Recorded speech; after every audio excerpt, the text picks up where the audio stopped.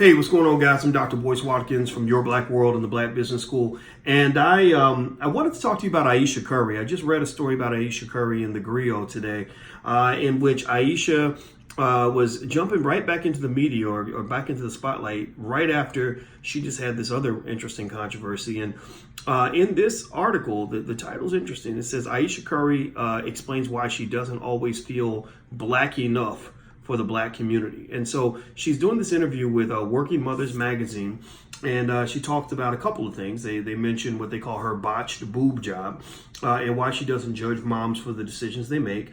She also said that the black community needs to embrace everyone better, including people who don't fit into a mold like herself. She mentions that she says she talks about her breast job first, and she says, I didn't realize at the time, but after having Ryan, which is her son, I was battling a bit of postpartum depression that lingered for a while. She said, it came in the form of me being depressed about my body, so I made rash decisions. She also says that she doesn't always feel welcome in the black community. She says that she says that's a hard thing to carry. She says that she is not black enough for her own community. She says that that's why my partnership with CoverGirl was special for me, because I felt like I didn't fit the mold of a CoverGirl. I'm not in the entertainment industry. I'm not thin. I'm 170 pounds on a good day. It's been a journey for me. And she says that basically she feels too black for the white community and not black enough for the black community. And that was part of the discussion as well.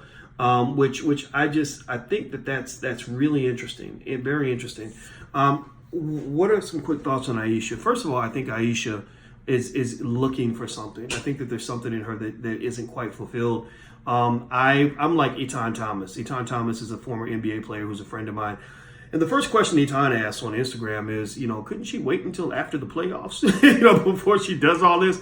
Because, while we can certainly respect anybody's right to express themselves and say what they want to say, there is such a thing as remembering that your spouse has a job and that they have a reputation to maintain, a brand they have to maintain. And if their husband or their wife is, just railing off, with doing whatever they want, it can throw things off. Like Wendy Williams' husband, he had his little life going on, and it affected her life. It affected her brand. She had to make decisions with her brand based on what her husband was doing. So the same thing is true with Steph. If you recall, the time Ayesha really got into the public eye was when she tweeted that the NBA's rigged and all this other stuff. And when the wife of an all-star tweets something like that, it causes serious ripple effects and ramifications that could potentially impact the credibility of the NBA, which can impact the future of her husband and his career. And so I would guarantee that if Steph wasn't hitting all those three-pointers, I don't know if he would still be on anybody's roster, because they'd be thinking, well, we got to deal with your wife. So it's almost like LeVar Ball.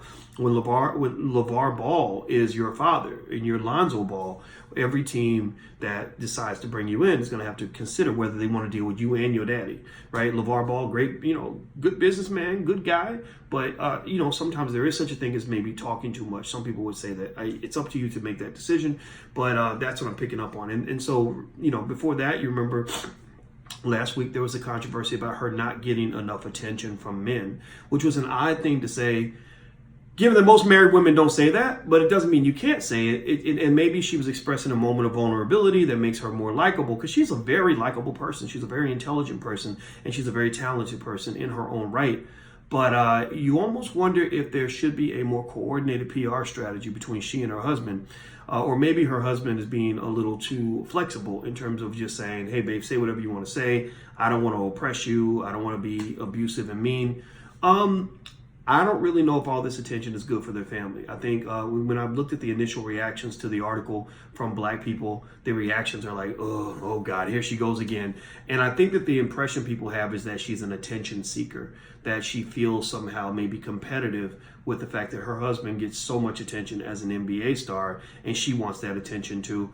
I can't back away from that, because I'm just sort of seeing all these comments. And again, it's not like it's in the off season or sometime where nobody's thinking about Steph. Steph is on TV every other night because he's about to compete for the NBA championship. And so I'm going to tell you, I believe that the seasoned veterans in the industry are looking at this. The executives in the NBA are watching this go down, and they're just thinking, okay, we've got a lightning rod here. We don't know what to do with this. We got to think about how we're going to strategize to prevent any potential damage in case she does say something that, you know, a little bit reckless, like what she did with the, you know, the NBA being rigged. And that's just my 2 cents. I know for a fact that if you got a spouse that loves to run their mouth on Twitter, ain't nobody gonna tell you shit. You know, ain't nobody gonna tell Steph Curry no secrets about the league, no inner workings of anything, because they're gonna be thinking, well, you're gonna go home and tell your wife, and your wife doesn't she doesn't always stay on code. And it's not a gender thing. If she were a man, if she were a man who had a high profile wife and was doing the same thing, I would say the same thing, right? So it's not about a woman not being allowed to speak and say what she wants. It's about being selective about what you say, you know, and remembering that you have other people that are affected by your words. Words have a lot of power, especially when you are high profile. So so I hope that whatever attention Ayesha needs, I hope she gets it. I hope that the therapy she needs, she gets it.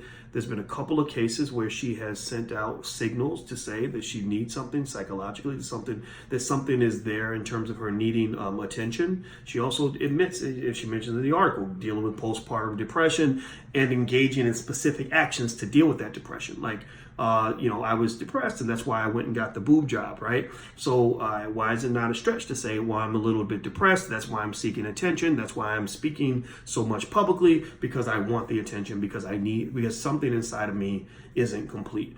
I don't know. Maybe but then again, you know, who am I, right? Anyway, that's it. I'm about to get out of here, guys. Make sure you hit the thumbs up button, share button, and subscribe button. Tell us your thoughts. Everybody make a comment. Please make a comment. And also, don't forget to come hang out with us at the Black Business School, theblackbusinessschool.com. You'll be glad you did. Dr. Boyce Watkins, have a good day. I'll see you guys soon. Peace.